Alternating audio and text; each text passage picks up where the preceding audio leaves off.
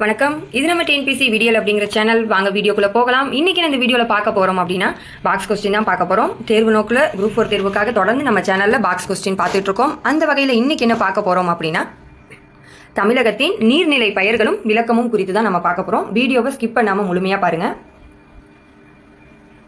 தெரிந்து கொள்வோம். பாக்ஸ் தமிழகத்தின் நீர்நிலை பெயர்களும் விளக்கமும் குறித்து தான் இந்த வீடியோவில் நம்ம தெளிவாக பார்க்க போகிறோம்.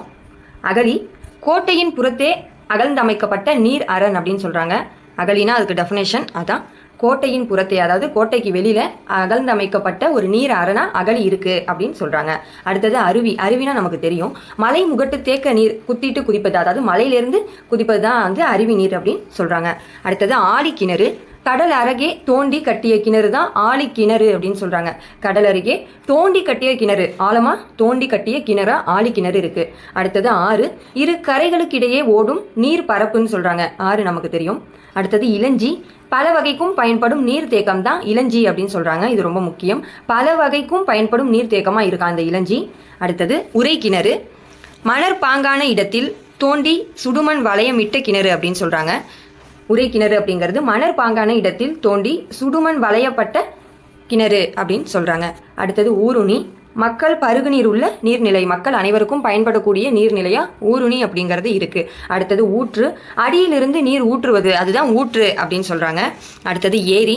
வேளாண்மை பாசன நீர்த்தேக்கம், வேளாண்மைக்காக ஏரி பாசன நீர்த்தேக்கம் பயன்படுது. அடுத்தது கட்டுக்கிணறு. சரளை நிலத்தில் தோண்டி கல் செங்கற்களால் அகச்சுவர் கட்டிய கிணறு தான் கட்டுக்கிணறு அப்படின்னு சொல்கிறாங்க. அடுத்தது கடல்.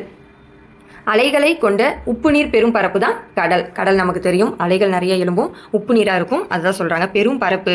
அலைகளை கொண்ட உப்பு நீர் பெரும் பரப்பு தான் கடல். அடுத்தது கண்மாய். பாண்டி மண்டலத்தில் ஏரிக்கு வழங்கப்படும் பெயர் அப்படின்னு சொல்கிறாங்க.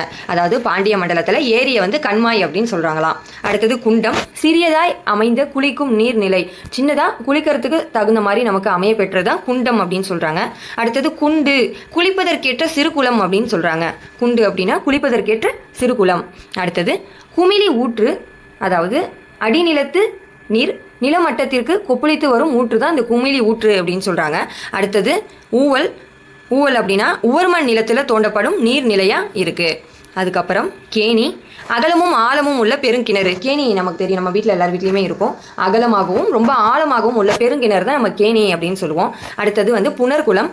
நீர் வரத்து மழையின்றி மழை நீரையே கொண்டுள்ள குளிக்கும் நீர்நிலை தான் புனர்குளம் அப்படின்னு சொல்கிறாங்க. அடுத்தது பூட்டை கிணறு. கமலை நீர் பாய்ச்சும் அமைப்புள்ள கிணறு தான் பூட்டை கிணறு அப்படின்னு சொல்கிறாங்க. அவ்வளோதான் ஃப்ரெண்ட்ஸ். இன்றைக்கி நம்ம இந்த வீடியோவில் என்ன பார்த்துருக்கோம் அப்படின்னா தமிழகத்தின் நீர்நிலை பெயர்களும் விளக்கமும் குறித்து தான் பார்த்துருக்கோம்.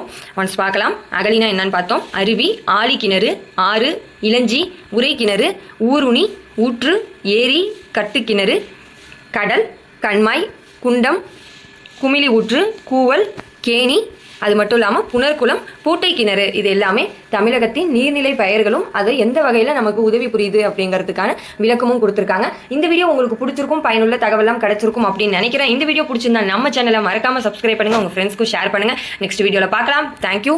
தேங்க்ஸ் ஃபார் வாட்சிங்.